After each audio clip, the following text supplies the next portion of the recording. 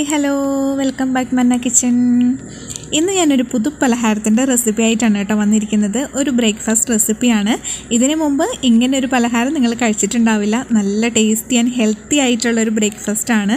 ആവിയിൽ വേവിച്ചിട്ടാണ് നമ്മളിത് റെഡിയാക്കി എടുക്കുന്നത്. അതുപോലെ തന്നെ ചെറുപയർ പരിപ്പ് വെച്ചിട്ടും കൂടിയാണ് ഇത് റെഡിയാക്കി എടുക്കുന്നത്. അപ്പോൾ ഈ ഒരു വീഡിയോയിലേക്ക് പോകുന്നതിന് മുമ്പായിട്ട് നമ്മുടെ ചാനൽ ഇതുവരെ സബ്സ്ക്രൈബ് ചെയ്യാത്തവരുണ്ടെങ്കിൽ സബ്സ്ക്രൈബ് ചെയ്യാനും തൊട്ടടുത്തുള്ള ബെല്ലൈക്കൻ കൂടി എനേബിൾ ചെയ്തിട്ട് ഓൾ എന്ന ഓപ്ഷൻ പ്രസ് ചെയ്യാനും കൂടി മറക്കരുത് കേട്ടോ. ഈ ഒരു പലഹാരം റെഡിയാക്കാൻ വേണ്ടിയിട്ട് നമുക്ക് ചെറുപയർ പരിപ്പ് വെള്ളത്തിലൊന്ന് കുതിർത്ത് വെക്കണം. അതിന് വേണ്ടിയിട്ട് ഞാനിവിടെ 1/2 കപ്പ് ചെറുപയർ പരിപ്പാണ് എടുത്തിരിക്കുന്നത്. അത് നന്നായിട്ട് കഴുകിയതിന് ശേഷം ഒരു 3 മണിക്കൂർ നമുക്ക് വെള്ളത്തിലൊന്ന് കുതിർത്തെടുക്കാം. അപ്പോൾ ഞാനിവിടെ നന്നായിട്ടൊന്ന് കഴുകി എടുത്തിട്ടുണ്ട്. ഇനി നമുക്ക് കുതിർത്തെടുക്കണം. ഇപ്പോൾ 3 മണിക്കൂറായിട്ടുണ്ട്. ഇനി നമുക്കിതൊന്ന് അരച്ചെടുക്കണം. അതിന് വേണ്ടിയിട്ട് നമുക്ക് ഈ ചെറുപയർ പരിപ്പ് ഒരു മിക്സിയുടെ ജാറിലേക്ക് ഇട്ട് കൊടുക്കാം.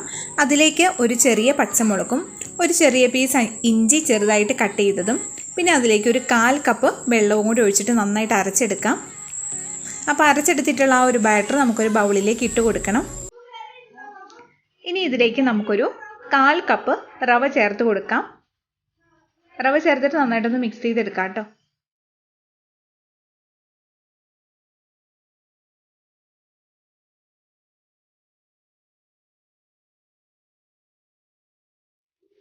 റവ മിക്സാക്കി എടുത്തിട്ടുണ്ട്. ഇനി നമുക്കിതിലേക്ക് 1 ടേബിൾ സ്പൂൺ നാരങ്ങാനീര് ചേർത്ത് കൊടുക്കാം.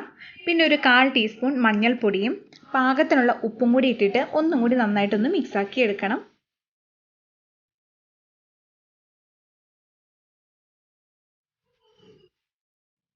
അങ്ങനെ ബാറ്റർ ഇവിടെ റെഡി ആയിട്ടുണ്ട്. ഇത് നമുക്ക് മാറ്റി വെക്കാം. ഇനി നമുക്ക് ഇതിലേക്ക് ഒരു മസാല കൂടി റെഡിയാക്കണം.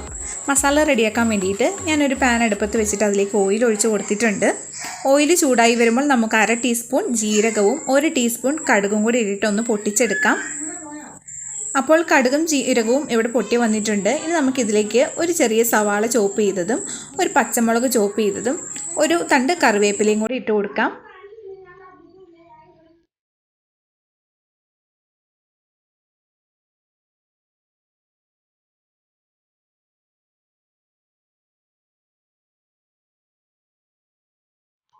സവാളയും പച്ചമുളകും ഒന്ന് വാടി വന്നിട്ടുണ്ട്. ഇനി നമുക്കിതിലേക്ക് 1 ടേബിൾ സ്പൂൺ കാശ്മീരി മുളക് പൊടി ചേർത്ത് കൊടുക്കാം. ഇനി മുളക് പൊടിയുടെ പച്ചമണം മാറുന്നത് വരെ നമുക്കൊന്ന് മൂപ്പിച്ചെടുക്കണം. അപ്പോൾ മുളക് പൊടിയുടെ പച്ചമണം മാറി വന്നിട്ടുണ്ട്. ഇനി നമുക്കിതിലേക്ക് ഒരു 2 ചെറിയ ഉരുളക്കിഴങ്ങ് ഒന്ന് വേവിച്ചിട്ട് പൊടിച്ചിട്ട് ചേർത്ത് കൊടുത്തിട്ട് മിക്സാക്കി എടുക്കണം. പിന്നെ ഇതിലേക്ക് ഒരു 2 ടേബിൾ സ്പൂൺ ടൊമാറ്റോ സോസ് കൂടി ചേർത്ത് കൊടുക്കുന്നുണ്ട്. നമ്മൾ ഈ ഒരു മസാലയിലേക്ക് ഉപ്പ് ചേർത്ത് കൊടുത്തിട്ടില്ല. അപ്പോൾ പാകത്തിനുള്ള ഉപ്പും കൂടി നമുക്ക് ചേർത്ത് കൊടുക്കാം. ഇനി മല്ലിയില കയ്യിലുണ്ടെന്നുണ്ടെങ്കിൽ ഒരു 2 ടേബിൾ സ്പൂൺ ചെറുതായിട്ട് ചോപ്പ് ചെയ്ത് ഇട്ട് കൊടുക്കാം. ഇല്ലെങ്കിൽ ചേർത്ത് കൊടുക്കേണ്ട, കറിവേപ്പില ചേർത്ത് കൊടുത്തിട്ടുണ്ടല്ലോ അത് മതി. പിന്നെ നമുക്കിതിലേക്ക് ലാസ്റ്റായിട്ട് ഒരു 2 ടേബിൾ സ്പൂൺ റോസ്റ്റ് ചെയ്തിട്ടുള്ള കപ്പലണ്ടി കൂടി ചേർത്ത് കൊടുത്തിട്ട് മിക്സ് ചെയ്തെടുക്കാം. ഇനി നമുക്ക് ഫ്ലെയിം ഓഫ് ചെയ്യാം. തണുത്ത് വന്നതിന് ശേഷം ഇത് നമുക്കൊന്ന് ബോൾസ് ആക്കി ഉരുട്ടിയെടുക്കണം. തണുത്ത് വന്നതിന് ശേഷം ഇതുപോലെ ബോൾസ് ആക്കി വെച്ചിട്ടുണ്ട്. ഇനി നമുക്കിതൊന്ന് റെഡിയാക്കി എടുക്കാം. അതിനായിട്ട് ഞാൻ ഇതുപോലത്തെ സ്റ്റീൽ ബൗൾ എടുത്തിട്ടുണ്ട്. അതിലേക്ക് കുറച്ച് ഓയിൽ ഒഴിച്ച് കൊടുത്തിട്ട് നമുക്ക് പാത്രം മുഴുവനായിട്ടും ഇതുപോലെ ഒന്ന് സ്പ്രെഡ് ചെയ്ത് കൊടുക്കാം.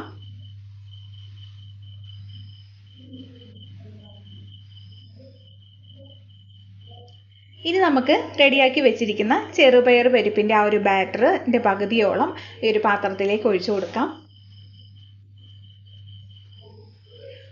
ഇത്രയും ഒഴിച്ചു കൊടുത്തതിന് ശേഷം നമ്മൾ ആ ഒരു ബോൾസ് ഉണ്ടാക്കി വെച്ചിട്ടുണ്ടല്ലോ അത് ഇതിൻ്റെ നടുവിൽ വെച്ച് കൊടുക്കാം. അതിന് മുകളിലായിട്ട് നമുക്ക് കുറച്ച് ബാറ്ററും കൂടി ഒഴിച്ചൊന്ന് ഫില്ല് ചെയ്തെടുക്കാം.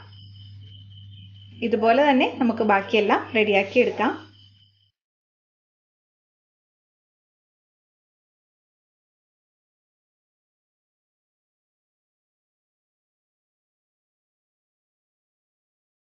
ഇനി നമുക്കിത് ഇഡ്ഡലി പാത്രത്തിൽ കുറച്ച് വെള്ളം തിളപ്പിക്കാൻ വെച്ചിട്ട് ആവി കയറ്റിയെടുക്കാം. ഒരു 15 മിനിറ്റ് കൊണ്ടായി കിട്ടും. 15 മിനിറ്റ് കഴിയുമ്പോൾ തുറന്ന് നോക്കിയിട്ട് ഒരു ടൂത്ത് പിക്ക് വെച്ചിട്ട് കുത്തി നോക്കിയാൽ മതി. ടൂത്ത് പിക്ക് ക്ലീൻ ആയിട്ടാണ് വന്നതെങ്കിൽ ഇത് കറക്റ്റായിട്ട് കുക്കായി എന്നാണ്. അപ്പോൾ നമുക്കിത് ആവി കയറ്റിയെടുക്കാം.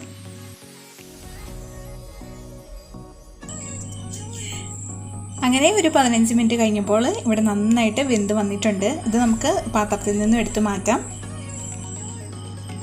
ഇനി നമുക്കിതൊരു പാത്രത്തിലേക്ക് സെർവ് ചെയ്ത് നോക്കാം.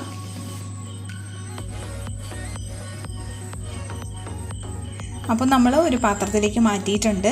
ഇനി ഇതൊന്ന് കട്ട് ചെയ്ത് നോക്കണം. എല്ലാവരും ഈ ഒരു റെസിപ്പി ട്രൈ ചെയ്ത് നോക്കണം. നല്ല ഹെൽത്തി ആയിട്ടുള്ളൊരു സ്നാക്സാണ്.